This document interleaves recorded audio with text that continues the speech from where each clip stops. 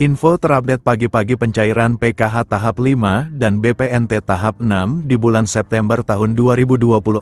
Nah, apakah ada saldo yang masuk apa belum hasilnya? Assalamualaikum warahmatullahi wabarakatuh. Apa kabar semuanya? Semoga selalu sehat, dilancarkan rezekinya, dimudahkan segala urusannya, amin. Nah, di video kali ini saya akan berbagi informasi yaitu aturan penting terkait pencairan bantuan PKH tahap 5 dan BPNT tahap 6 alokasi September-Oktober tahun 2024. Nah, lalu kira-kira ada aturan terbaru seperti apa ya? Maka dari itu simak terus videonya sampai selesai agar supaya tidak menimbulkan gagal paham dalam menyerap informasinya.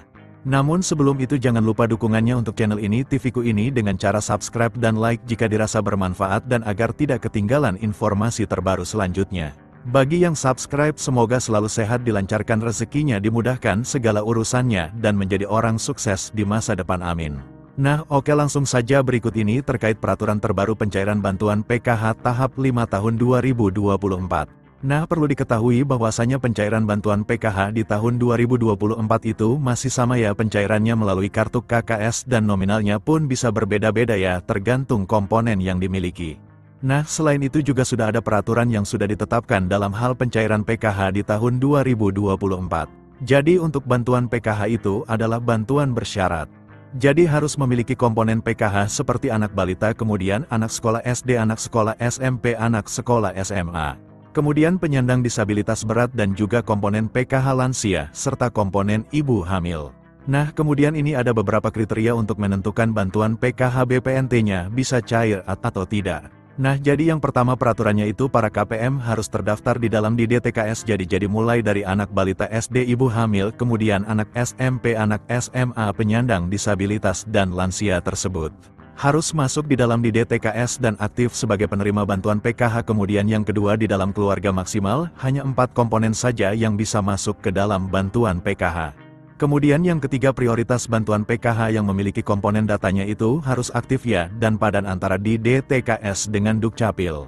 Kemudian peraturan yang kelima, jika kalian terdaftar sebagai penerima bantuan PKH anak sekolah, baik itu SD, SMP maupun SMA, ini datanya harus terdaftar di aplikasi Dapodik sekolah masing-masing dan datanya badan dengan di DTKS, jadi tidak boleh ada perbedaan. Selanjutnya yang keenam, untuk komponen PKH balita yang disebut sebagai komponen PKH balita itu adalah hingga anak yang kedua saja ya. Apabila ada balita ketiga ataupun balita keempat dan seterusnya, maka sudah tidak dapat dibilang penerima bantuan PKH lagi ya, karena dibatasi sampai balita kedua saja. Selanjutnya peraturan ke-8 untuk komponen disabilitas, jadi maksimalnya itu ada 4 orang ya yang bisa menerima bantuan PKH. Kemudian selanjutnya untuk komponen lansia, peraturannya adalah yang dibilang komponen PKH lansia sama seperti penyandang disabilitas, yaitu maksimal 4 orang saja.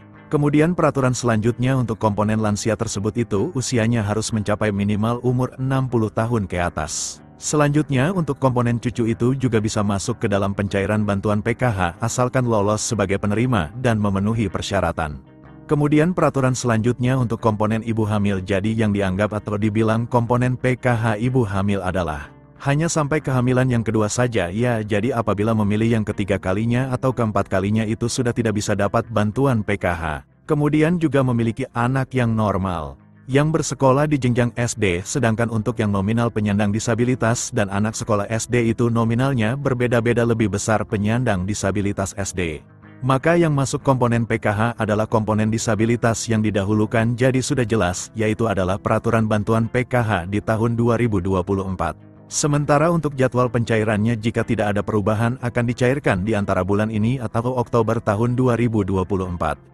Nah, berikut ini KPM yang sudah cair KKS-nya, berikut saldonya cair segini, 400.000 kemarin daerah Garut Bank Mandiri, yes cair-cair, semoga yang lain menyusul cair, amin. Nah, sekian dulu informasi ini, semoga bermanfaat bagi semua. Assalamualaikum warahmatullahi wabarakatuh.